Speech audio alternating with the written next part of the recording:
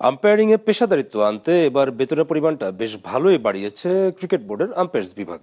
এছাড়া নতুন যোগ্য আম্পায়ার তৈরি করতে বিসিবির এলিট প্যানেল তৈরির পাশাপাশি শরফুদ্দুল্লাহ ইবনে সৈকতকে আইডল মেনে বোর্ডের এই বিভাগ কাজ করতে চায় বলে জানিয়েছেন umpires committee chairman Iftekhar Ahmed Mithu. মাঠের খেলায় ক্রিকেটারদের চেয়েও বেশি কষ্ট করতে হয় আম্পায়ারদের, বিশেষ করে একটি ওয়ানডে বা টেস্ট ম্যাচে মাঠে যে দুই আম্পায়ার দায়িত্ব পালন করেন তাদের কষ্টটা একটু বেশি। সেই দায়িত্বগুলো যাতে পেশাদারিত্বের সাথে আম্পায়াররা পালন করেন সেজন্য বেতন কাঠামোতেও পরিবর্তন আনছে আম্পায়ার্স কমিটি। বাংলাদেশের একমাত্র আইসিসি এলিট প্যানেল আম্পায়ার শরফুদ্দুল্লাহ ইবনে শহীদ সৈকত 1 বছরের চুক্তিতে তার বেতন এবার মাসিক 65,000 থেকে বাড়িয়ে 2 লাখ করতে যাচ্ছে কমিটি।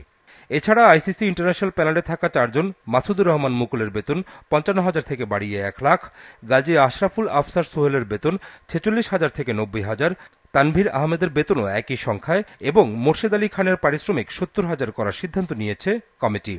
এছাড়া বিসিবিও তৈরি করতে যাচ্ছে এলিট প্যানেল, যেখানে মাহফুজুর রহমান 55,000 এবং সাজিদুল ইসলামকে 45,000 টাকা বেতন দেওয়ার সিদ্ধান্ত কমিটির। প্রফেশন হিসাবে কি আপনি যদি না নেন তাহলে আপনি কোনো আম্পায়ারিং লেভেল ইমপ্রুভ করতে পারে না। হ্যাঁ, তো আপনি দেখেন যে আপনার মিনিমাম আমরা করেছে কি স্যালারিটা বাড়ানোর ক্ষেত্রে, ম্যাচ ফিটা বাড়ানোর ক্ষেত্রে যে আপনি এটা প্রফেশন হিসাবে নিতে পারেন। প্লাস আরেকটা সুবিধা হয়েছে যে আমাদের সৈকত ওই লেভেলে চলে যাওয়াতে লোকজন ক্যান লুক আপ যে আমি যদি ভালো করি তাহলে ওইখানে যেতে পারবো। অবশ্য শুধু বেতন বাড়ানোই নয়, বাংলাদেশের একমাত্র আইসিসি এলিট প্যানেল আম্পায়ার সৈকতকে নিয়েও পরিকল্পনা আছে কমিটির।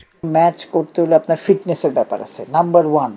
নাম্বার 2, আপনার কমিউনিকেশন স্কিল থাকতে হবে। প্লেয়ারদের সাথে কথা বলবেন যেই ভাষায় লাগুক, হ্যাঁ, সেই ভাষায় কমিউনিকেশন স্কিল থাকতে হবে। তার মানে ইংলিশ, ইন্টারন্যাশনাল ইংলিশে আপনার আজকাল আপনার সব কিছু আপনার কম্পিউটারাইজড হয়ে যাচ্ছে, যেটা আমরা